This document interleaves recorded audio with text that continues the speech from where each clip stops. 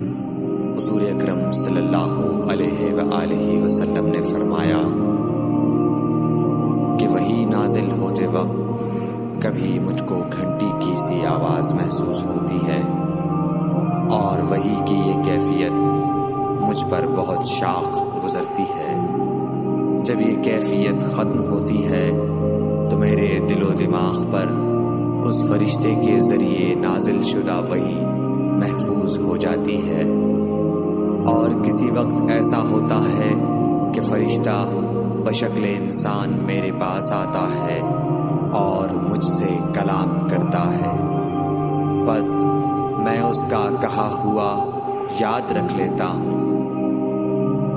صحیح بخاری حدیث نمبر 2۔